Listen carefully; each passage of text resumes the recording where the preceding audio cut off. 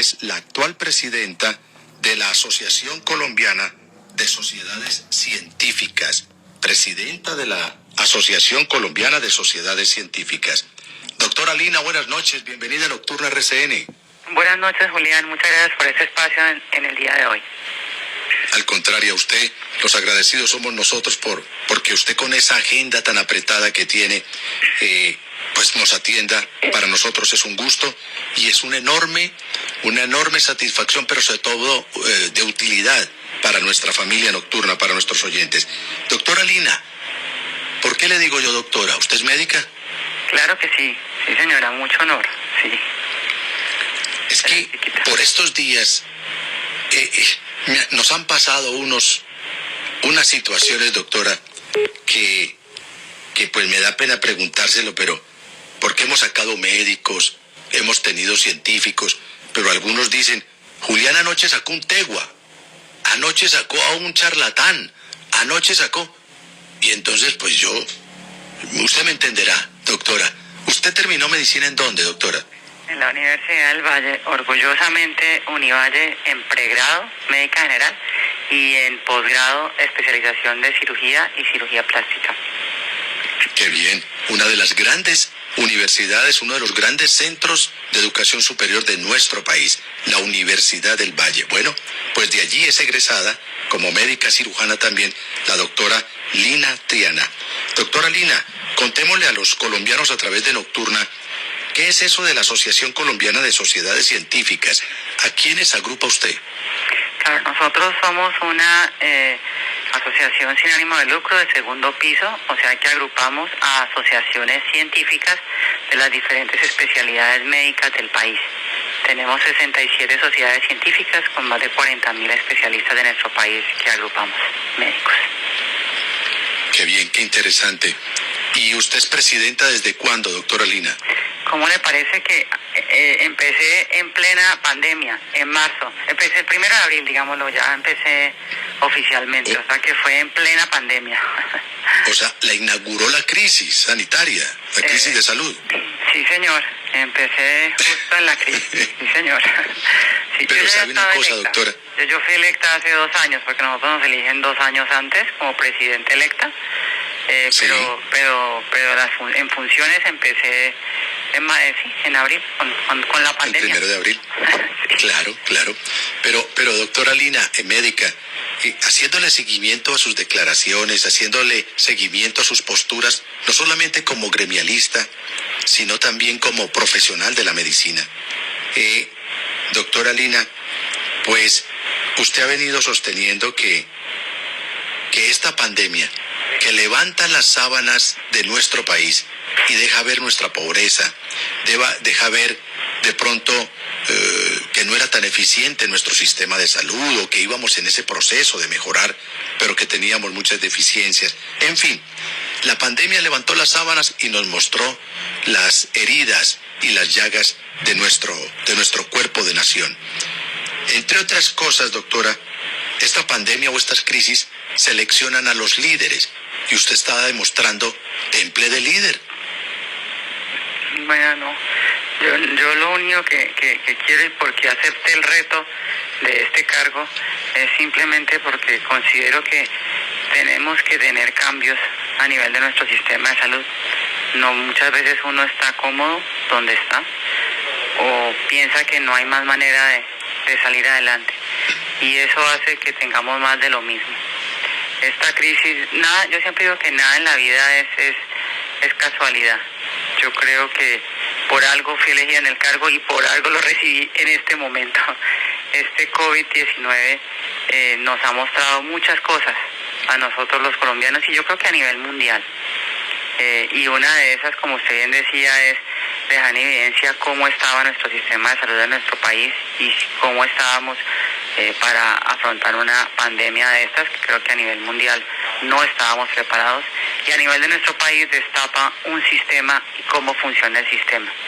Pero más importante aún, también nos muestra a cada uno de nosotros los ciudadanos la importancia de que trabajemos juntos por la salud de todos.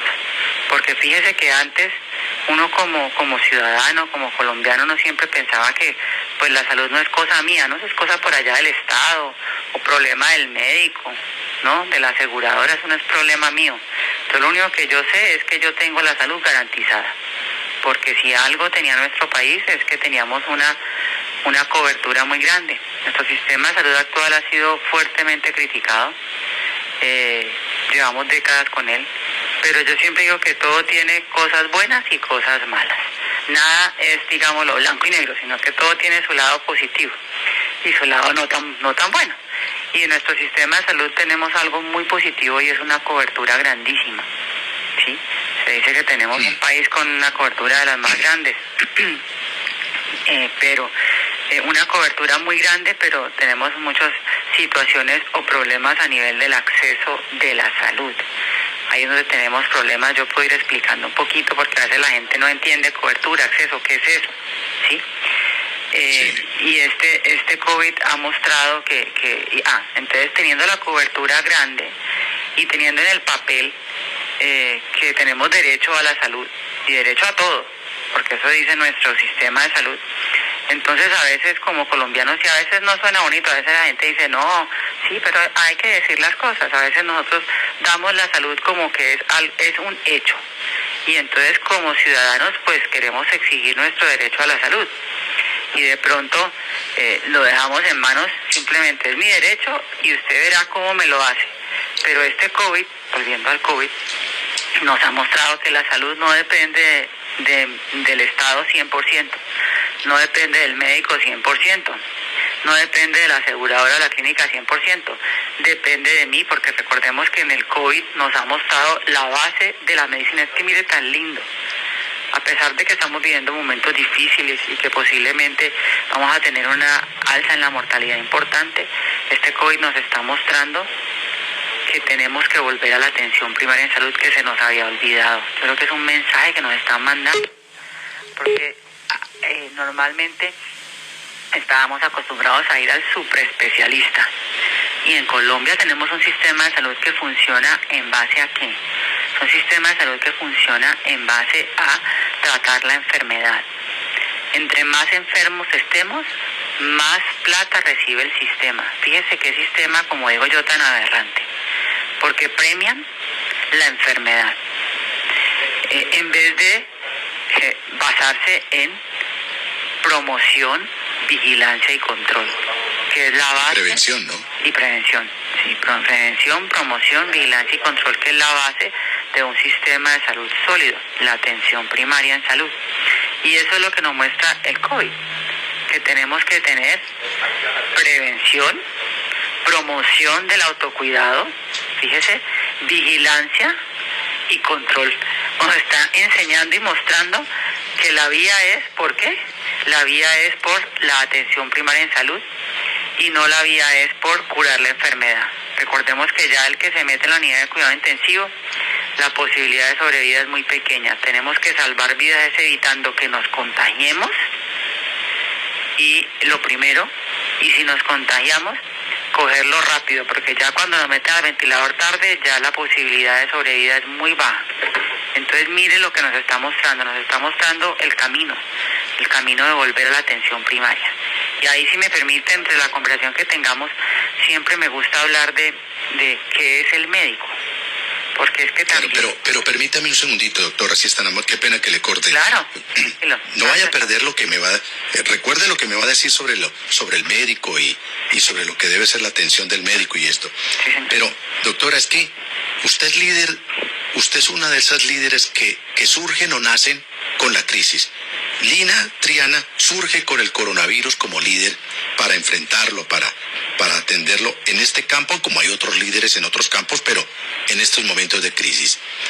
Doctora Lina, médica, usted dice que nuestro sistema tiene cosas buenas y cosas malas, pero dentro de las cosas malas es un sistema perverso, porque premia la enfermedad y casi que vuelve un negocio la muerte del paciente.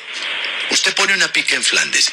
¿Qué es eso? ¿Qué es lo que usted quiere decir? Desbaráteme esas palabras que usted me acaba de pronunciar, diciendo que esto en últimas es un negocio que se obtiene precisamente con la enfermedad de los pacientes. No, básicamente, normalmente cuando estamos hablando del sistema de salud colombiano, y ahí puedo hablar un poquito del médico para poder explicar por qué hablamos que se basa en la enfermedad y no en la salud. Porque básicamente, empecemos de lo más básico, ese muchacho, ¿sí?, que hoy decide estudiar medicina. Ya sabemos que estudia medicina no porque va a ser rico, eso está claro hoy en día en nuestro país. Él estudia medicina porque él está convencido que lo de él es ayudar. Y hay un llamado que decimos que tenemos de vocación de servicio, y por eso estudia medicina. Entonces hicieron una entrevista esta semana, algo muy triste que me toca vivir hoy, y es ver, por ejemplo, papá y mamá médico con hijos médicos muy pilosos, con una inclinación que ellos le ven clara hacia la medicina porque le saca buenas notas en biología, le gusta todo lo que es humanismo, salud, que dan en los colegios, y diciendo ella, nosotros nos sentamos en la mesa y ni siquiera hablamos que tenemos que ir al hospital o al consultorio, sino hablamos de la oficina, porque yo no quiero que mis hijos sean médicos, yo no quiero ese futuro para ellos. ¿Se imagina el dolor que yo siento de dos colegas, papá y mamá médicos, diciendo eso? Eso no puede pasar. ¿Cómo es posible si es que la medicina y el médico antes era el líder de la comunidad? Era el ejemplo. ¿Y por qué ese desánimo? ¿Por qué ese desánimo hacia la profesión de médico? Porque ese muchacho que estudia medicina con esa ilusión de ser médico, y que cada vez que uno está en la universidad en semiología, como decimos que semiología es como la base antes de pasar uno a ver pacientes, y te muestran un soplo del corazón y uno lo oye y le da y le dice al doctor tal, y entonces le saca bueno. Usted no imagina la emoción que uno siente como estudiante de medicina. Ya se siente uno, ya voy a poder ver pacientes, y finalmente pues puede ver sus pacientes. Empieza una vez ya cuando uno está en el hospital de estudiante, ya rotando algo del sistema que uno dice como que por aquí no es, pero de todas maneras tiene la ilusión de que está ahí para dar lo mejor a su paciente. Porque cuando nos graduamos de médicos juramos, y que pena la redundancia, juramos el juramento hipocrático, que se resume en dos frases simples, que es siempre dar lo mejor a nuestro paciente y nunca hacer daño. Y uno sale con esa convicción. Esa es la esencia de esa persona. Estoy aquí en este mundo para ayudar, estudié medicina por vocación de servicio y voy a dar lo mejor a mi paciente y nunca voy a hacer daño. ¡Pum! Me gradué de médico. Y necesito trabajar. Y en nuestro país hoy en día son contados con los dedos de la mano aquel médico que pueda ejercer hoy en día la medicina con una carrera liberal. Si usted mira en el diccionario o en Google, porque ya el diccionario ya ni lo usan esos muchachos, medicina es considerada una carrera liberal. Así es. Pero en realidad el sistema actual de nuestro país no es una carrera liberal, porque usted se gradúa y no puede ejercer la medicina de manera liberal, porque usted tiene que inmediatamente entrar al sistema. Si usted quiere trabajar como médico en este país, usted tiene que entrar dentro del sistema.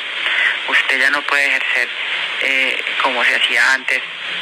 Usted tenía su consultorio y tenía sus pacientes iban porque lo querían, porque usted tenía todo el tiempo para estar con ellos, para hablar con ellos, para mandar lo mejor. O y el para médico que le familiar. Sí, hasta que le preguntaban, volvía al psicólogo de la familia. Usted se volvía el líder de esa comunidad. El médico era el líder. Y con su maletincito negro y el estetoscopio, y llegaban a la casa. Doctor, tengo fiebre, y allá le llegaba el médico. Exactamente.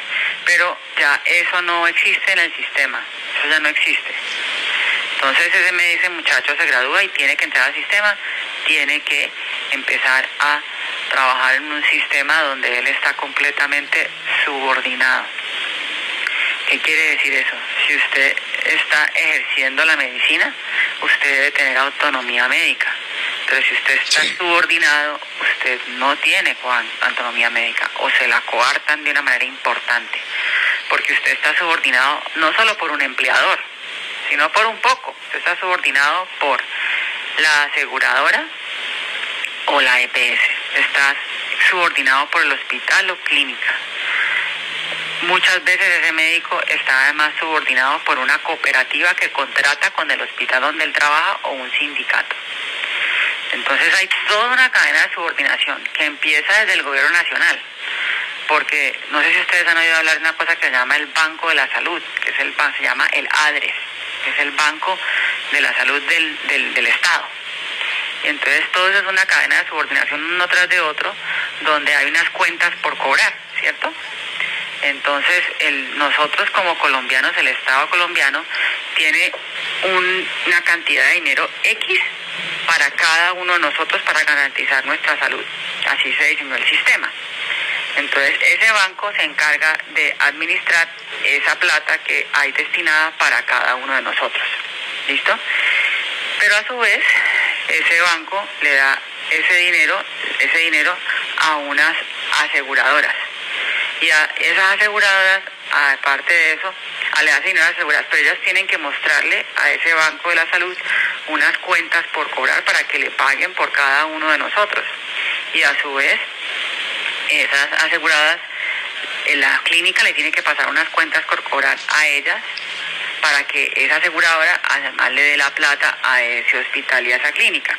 Y cuando nosotros hacemos algo en el hospital, repito, veo un paciente o hago un procedimiento, se hace una cuenta de cobro, haga de cuenta, y además esa cuenta es la que el hospital usa para que la aseguradora le pague y para que la aseguradora usa para que el gobierno le pague. Es como toda una cadena. Y en esa cadena una cadena de pagos. Sí, y en esa cadena hay una cosa que se llama auditoría médica. ¿Sí? ¿Qué es la auditoría médica, doctora?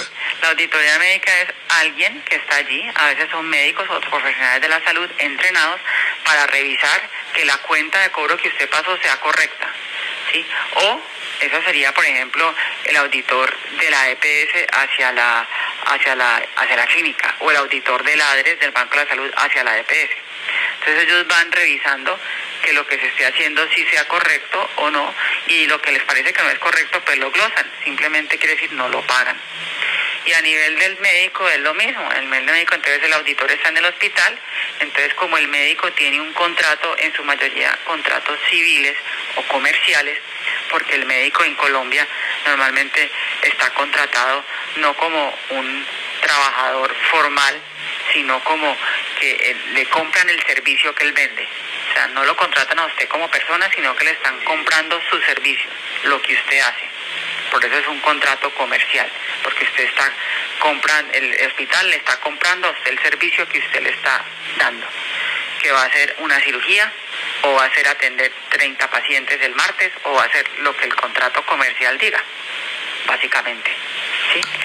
Lo que el contrato comercial diga. Como en el país además tenemos una situación importante, y es que tenemos más facultades de medicina que en muchos otros países, 3 veces más. Entonces hay muchísimos. ¿Y eso es bueno o eso es malo? Pues eso sería tema de otra charla. Porque, sí. Porque obviamente, ¿qué queremos? Que haya suficiencia de médicos, por supuesto. Pero mire que con toda la cantidad de médicos, es que por eso digo, el sistema no está funcionando, porque con esa exageración de médicos podríamos decir que se están produciendo todos los años, y todavía hacen falta médicos en los territorios nacionales, porque ya te voy a contar por qué están faltando médicos en los territorios nacionales, porque la gente dice, no, es que el médico no hay que ir de la ciudad, pero ya le voy a contar por qué es que no nos vamos de la ciudad. Ahora me cuenta. Entonces, esas universidades, claro, se ha vuelto un negocio. Hay muchas que son muy buenas, pero de pronto otras, de pronto no lo sean. Y sacan profesionales de la salud. Entonces, suficiencia hay. Entonces, porque es que no hay médicos en los territorios. Entonces, dejémoslo ahí para hablar un momentico después de esto. Pero un segundito, doctora. Un segundito, doctora, que es que usted abre unas ventanas muy importantes y me da la oportunidad de meterme por ahí. Claro. Estábamos en lo del auditor, el auditor médico. O sea que cuando uno va a una EPS, llámese como se llame esa EPS, y ese médico empieza don Julián, usted lo que tiene es esto, y empieza a recetar, ese auditor en un determinado momento, si le entendí bien, doctora Lina, entonces dice, momentico, que el médico Torres se le está yendo la mano en medicamentos para el señor Julián Parra, o en procedimientos, como que tanta radiografía, como que tanto análisis, como que tanto examen, entonces eso nos va a quebrar. ¿Ese es el papel del auditor? Sí, señor, eso es lo que puede el auditor. Tiene que auditar si lo que se está haciendo es correcto o no. O sea, pone en duda la autonomía del médico. No, El médico no. Una cosa es que sea correcto, porque si yo necesito la radiografía, necesito el examen, pues eso es correcto. No, pero es lo que de pronto, correcto, si le entiendo a ustedes... Correcto, perdón, no me expresé bien. Correcto de acuerdo al costo, al presupuesto o al costo, eficiencia de esa entidad donde yo estoy trabajando. O sea, se le fue la mano en recetar. Sí, tiene demasiados exámenes diagnósticos, señor Juan. Sí, No y este me nos va a sirve. quebrar, No me sirve. No me sirve porque no puede mandar tantos, no puede. Entonces, O ¿qué un manda? tratamiento- ¿Ibuprofeno o qué? Sí, o un tratamiento carísimo. No, señor, usted no puede mandar eso. No puede mandar eso porque aquí no nos podemos dar el lujo de ese tratamiento. O O entonces sea, a veces- doctora Lina, Sí. doctora Lina, presidenta de la Asociación Colombiana de Sociedades Científicas, lo que marca que un procedimiento se haga o no se haga es el billete. No si el paciente lo necesita, lo requiere, es urgente, no, sino qué tan acorde está con el presupuesto y con los cobros que se puedan hacer o a la aseguradora o al propio Estado. Sí, claro, cada uno le va cobrando al otro, le va cobrando al otro, le va cobrando al otro para poder que le paguen. O sea que el sistema como tal solo funciona si usted manda el tratamiento. Aclaremos que al médico no le pagan si manda tantos tratamientos, no, porque me puede mandar para interpretaciones. Si yo mando 10 escanografías, al médico no le pagan por cada escanografía, al médico le pagan por las 8 horas que está viendo tantos pacientes, por el contrato comercial que tiene. Sí, por eso le pagan. Pero Por problema de horario, pero no de eficiencia. no de eficiencia, sí. Pero obviamente el hospital tiene que mirar entonces de acuerdo a lo que pueda cobrar o no a la EPS. Y la EPS también de acuerdo a lo que pueda cobrar o no al Banco de la Salud. Entonces es toda una cadena que está basado en el costo, o sea, en qué tan eficientes son, pero a costa del costo. No eficientes a costa del beneficio del paciente.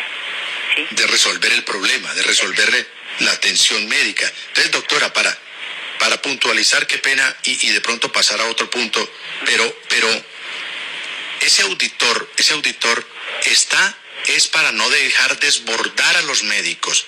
Por eso usted hablaba de la autonomía médica. Dice, nuestros médicos no son autónomos, porque dicen, este paciente necesita una escanografía, necesita una radiografía, necesita unos exámenes de sangre, necesita un examen más completo. No, un momentico, Torres, usted se le está yendo la mano. Ese paciente pueda que lo necesite, pero usted aquí receta ibuprofeno, porque o si no, nos vamos a quebrar. Insisto en lo de quebrar, es porque ese auditor está para frenar realmente lo que necesita el paciente. Sí, lo que se necesita es digámoslo, es una empresa que pues no puede estar en default, en pérdida. Entonces tienen que mirar cómo no hace esa pérdida. Y por eso es Claro. la auditoría. A veces me preguntan, pero entonces los auditores son los malos del paseo. Pues fíjese que no, porque a ellos los están contratando para eso. Esa es su función. Claro. Ellos están cumpliendo un protocolo de la empresa que me dice, aquí no se pueden sino tantos, ellos cumplen, ¿cierto? Eso básicamente es. Y también podrían decir, pero entonces ese médico no es que juró que quería lo mejor para su paciente y nunca hacer daño. Entonces ese médico, ¿por qué no hace el juramento hipocrático? Entonces a ellos les digo, porque es importante ver el lado de cada moneda. Porque como tenemos muchos médicos esperando en cola, porque hay muchos médicos manejando taxi, todos sabemos. Entonces hay médicos esperando en cola.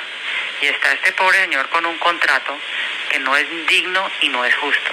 Eso quiere decir que usted el día de mañana le va por el cheque y le dice mañana no vuelva, mijo, que ya tenemos otro. Chao.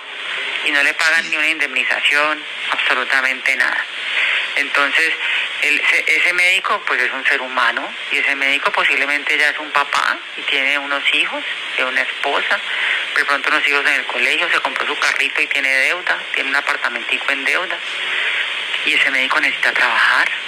Entonces, O sea, ese tiene médico- que quedarse dentro del sistema. Entonces, a recetar ibuprofeno.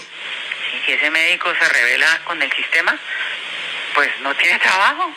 Así de simple, por eso le digo que ese muchacho que estudia medicina con esa ilusión sale y se da un golpe porque se encuentra con lo que es en realidad ser médico en Colombia, que él nunca lo soñó, por eso no estudió medicina.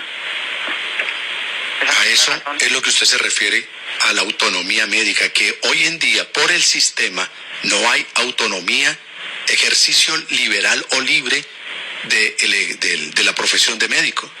Exactamente. Y lo más triste es que como este país tiene un poco de leyes, en el papel tenemos una ley estatutaria en salud. La ley estatutaria está por encima de las leyes ordinarias. La ley estatutaria va con la constitución de nuestro país. Muy pocos países en el mundo tienen una ley estatutaria en salud, donde se habla de que la salud es un derecho constitucional. La salud elevada a un derecho constitucional, no hay muchos países en el mundo que lo tenga, pero nuestro país lo tiene en el papel. Solamente en el papel, porque esa ley, repito, habla de la importancia y el derecho que tiene el médico para poder ejercer la medicina de manera liberal, con autonomía médica, y también habla de unos derechos de los pacientes, pero nada de eso se cumple.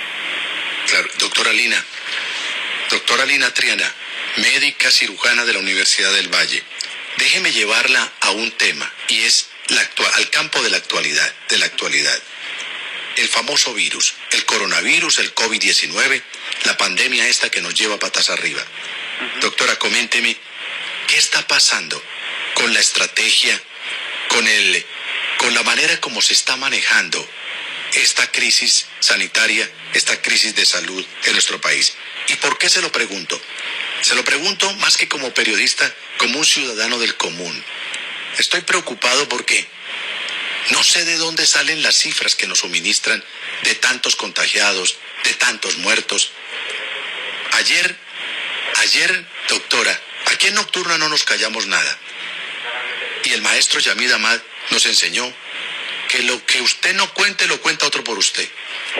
Ayer me llamó un abogado muy, pero muy prestigioso, un abogado laboralista, y se ganó un caso en los tribunales, y consiguió una pensión y tal de su cliente, y estaban felices por ese lado. Pero luego recibió una llamada de esa familia, de esos clientes, y recibió la llamada llorando los clientes. El abogado amigo mío, el laboralista, les dijo: oiga, ¿qué pasó?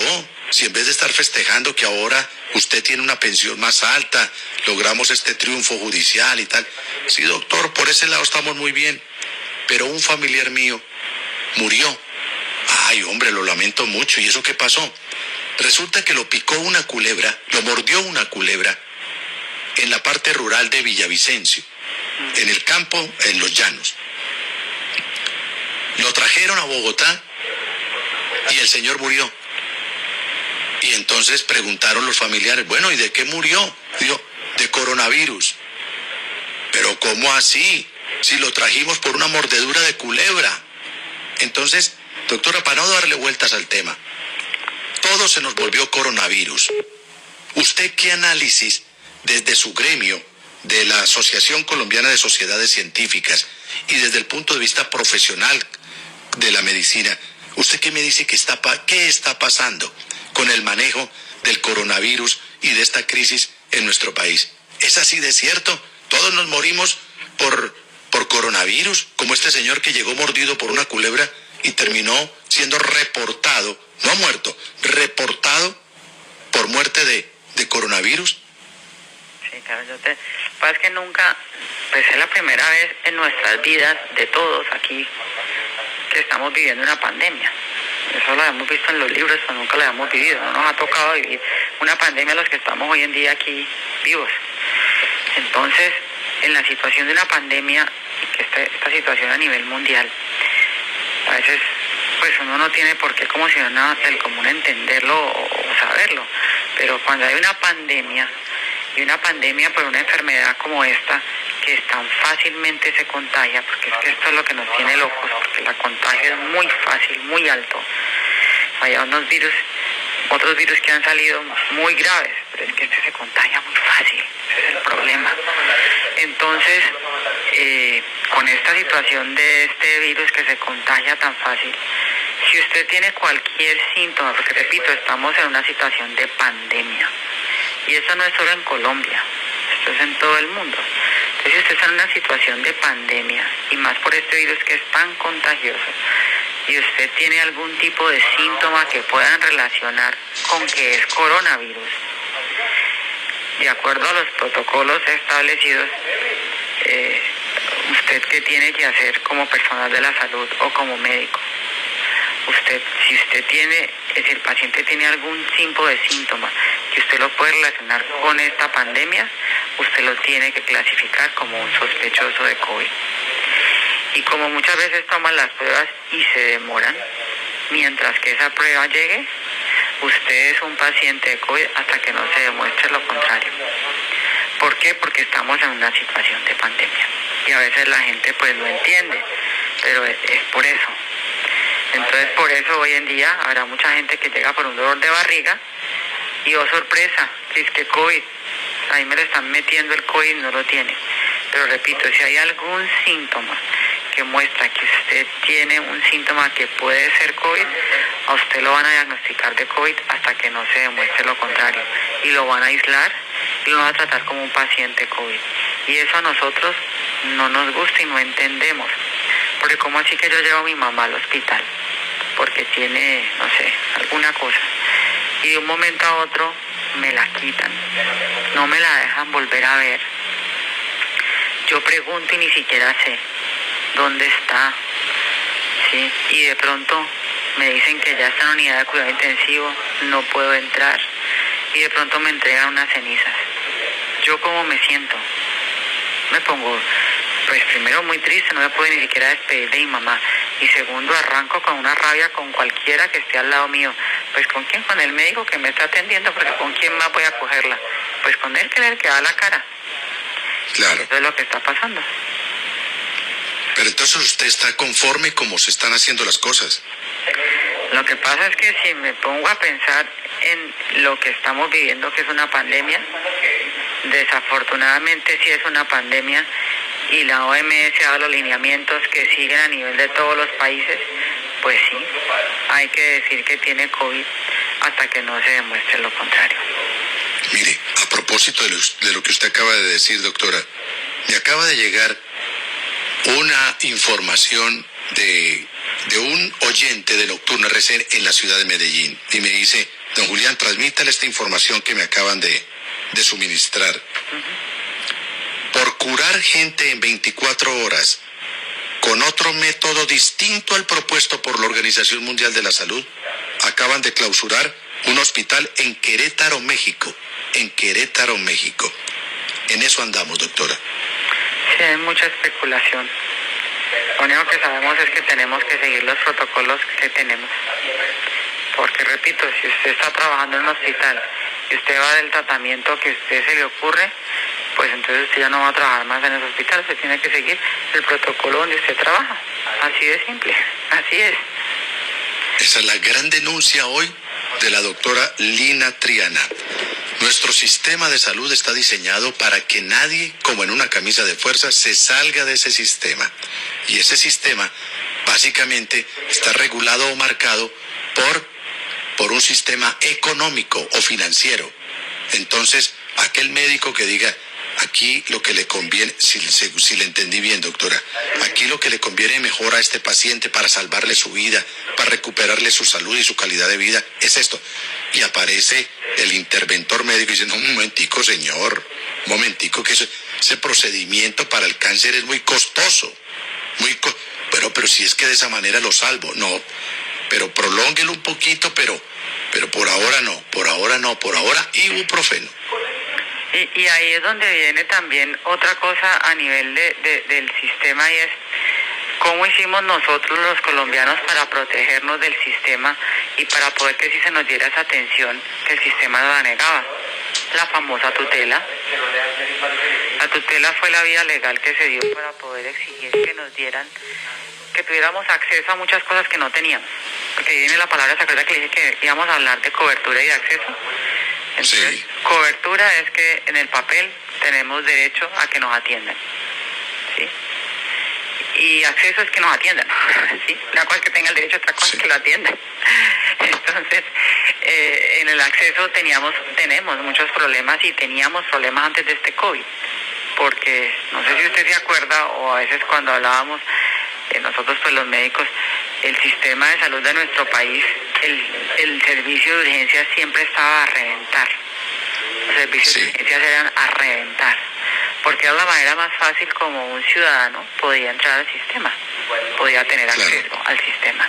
Porque muchas veces usted tenía una necesidad de ir a la consulta y pues de pronto le daban la consulta con el médico, que después le decía, con un médico general, que después le decía que tenía que ir donde el especialista, y la próxima cita para el especialista es dentro de 3 meses. Y entonces finalmente lo del especialista, y después, aparte que eso a veces tiene que coger 5 buses para llevar a un especialista, lleva al papá que está enfermo, casi que pierde el trabajo porque el jefe no le quiere dejar ir a llevar a su papá 5 buses, y llega, ay no puedo atenderlo hoy. ¿Cómo le parece? No lo puedo atender. No, o llega, que también pasa mucho, llega usted al hospital después de los 5 buses que ha cogido, que pidió el permiso con el jefe, pues tocó todo, llega usted, se sienta con ese doctor, y ¿cómo le parece que el doctor lo saca en 10 minutos y nunca ni siquiera toca a su papá, ni lo revisa, ni los mira a los ojos? ¿Usted cómo sale de esa oficina? Furioso con ese médico. No, y aburrido, claro, porque es que el pobre médico escribiendo en el teclado del computador está pendiente del auditor médico. Doctora Lina. No solo el auditor médico, también tenemos 2 situaciones importantes, porque es que mire cómo estamos de autonomía. Tenemos el auditor médico y tenemos el abogado, que también todo lo que escribamos tenemos que cuidarnos, porque si no nos demandan. ¿Y ahí ni a quién le caen? Al médico. ¿Al médico? Doctora Lina, recibimos un audio, la voz del doctor Ramiro Huertas. El doctor Ramiro Huertas es el director ejecutivo de una clínica de un hospital muy importante en nuestro país, como es la Fundación Santa Fe, aquí en Bogotá. Doctora Lina, escuche lo que nos han enviado desde la Fundación Santa Fe por parte del doctor Ramiro Huertas, su director ejecutivo. Escuche, doctora. Bueno, quería dejarles este mensaje porque me parece que con todo el proceso del COVID la gente se ha ido relajando cada vez más y no es consciente del problema. Hoy, en 12 días después de que teníamos solamente 4 pacientes en la fundación, tenemos 107 pacientes hospitalizados, de los cuales son 5 pacientes médicos intensivistas de los que estaban tratando pacientes COVID en las unidades de cuidado intensivo. En este momento, la limitación de camas de cuidado intensivo en la fundación es total. Hay 2 pacientes hospitalizados que no ha habido cama, hospitalizados con respirador en urgencias porque no hay cama en cuidado intensivo. La cosa está cogiendo unas proporciones tenaces, de manera que yo les recomiendo que de verdad se concienticen, que traten de estar guardados, que dejen el contacto social si están haciendo reuniones o hay gente de la familia que está entrando y saliendo constantemente. Eso de verdad es un riesgo muy alto. Daniel Afanador está en la casa de él con COVID positivo, ¿sí? Después de que se vio con el hijo mayor, que ya no vive con ellos y que se casó y fue a saludarlo el Día del Padre. Ese es el único contacto realmente claro que tiene por fuera. De manera que de verdad sean conscientes de que esto no está caminando despacio, esto está caminando cada vez más rápido y de pronto no va a haber atención médica suficiente. Doctora Lina, ¿qué concepto le merece esa expresión, esa comunicación del doctor Ramiro Huertas, director ejecutivo de la Fundación Santa Fe aquí en Bogotá? Es lo que yo he estado diciendo en otras ocasiones. Tenemos que ser conscientes de que iniciamos este camino con la pandemia por nuestro país, como una cuarentena obligatoria. Estábamos, digámoslo, todos no sabíamos qué era esto nuevo, estábamos asustados, y como nos decían que iba a llegar el pico ya y no llegaba, iba a llegar el pico ya y no llegaba, pensamos que es que eso no nos iba a pasar a nosotros, que eso que oíamos en los noticieros, eso no nos va a pasar. Pensábamos con el deseo, ¿no?, de que eso no va a pasar en nuestro país. Pero el COVID ha demostrado a todos los países donde está que no hay un país que pueda decir que haya podido atender con suficiencia su población. Ninguno. Y estamos hablando de países que tienen mucho más dinero que nosotros. Igual no pudieron atender con suficiencia a estos pacientes. Hay que decir con suficiencia, que aumenta el número de pacientes comparado con la capacidad instalada de camas y de respiradores y la capacidad humana de atender a estos pacientes. Eso ha pasado en todo el mundo. Claro que sí. Ahí está la voz autorizada de la presidenta de la Asociación Colombiana de Sociedades Científicas, la doctora, la médica, la cirujana Lina Triana, de la Universidad del Valle. Doctora Lina, bueno, pues básicamente usted nos deja preocupados en el sentido de que tenemos buena cobertura, pero difícil acceso. Buena cobertura en salud, pero difícil acceso a la salud por las cosas que usted ha explicado. Y de otra parte, pues la profesión, la bella profesión de médico, es una profesión liberal, libre, pero de difícil ejercicio en un país como Colombia, porque todo está metido en una camisa de fuerza donde no se puede ejercer, entre otras cosas, porque esto básicamente es un sistema de cobros. El uno le cobra al otro, el otro le cobra al otro y el otro le cobra al otro, porque van detrás del billete, porque así está estructurado el sistema de salud en Colombia. Cuando un médico que de manera inteligente y científica está pensando en la solución de la enfermedad de su paciente, inmediatamente le cae un personaje, una figura dentro del sistema médico que se llama el auditor médico. Quieto médico, quieto, que se le está yendo la mano en medicamentos para ese paciente. Se le está yendo la mano en exámenes para ese paciente. Por ahora, recete el ibuprofeno para ver cómo lo sacamos adelante, pero no me le mande más exámenes ni más medicamentos costosos. Doctora Lina, un abrazo. Gracias por sus luces aquí en Nocturna de RCN. Muchas gracias a todos por el espacio. Nos quedamos cortos, hay tanto para hablar, pero de verdad estos espacios son muy importantes para empezar a socializar qué es lo que está pasando en nuestro país. Nosotros, cada uno como individuo, pues uno siempre se queja, ¿no? Como humano, la manera más fácil es quejarse. Y eso es lo que hemos estado haciendo, los médicos y el talento humano en salud, quejándonos. Y eso es lo que están haciendo los pacientes, quejándose. ¿Por qué no nos unimos todos?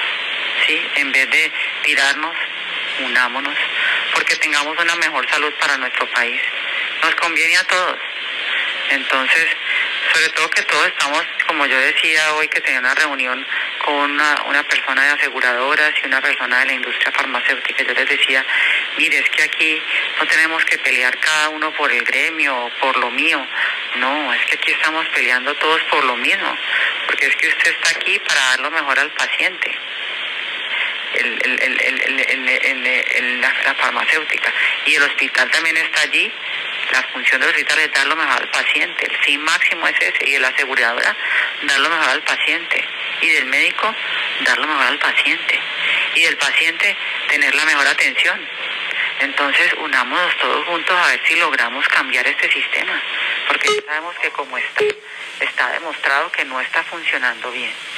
Si no hacemos nada y seguimos con más de lo mismo, pues no vamos a tener ningún cambio. Si de verdad queremos un cambio, tenemos que unirnos todos. Yo creo que esto es una de las enseñanzas que nos está dando el COVID. Tenemos que reaccionar y unirnos. Y que volvamos por la dignidad en el ejercicio de la profesión de médico.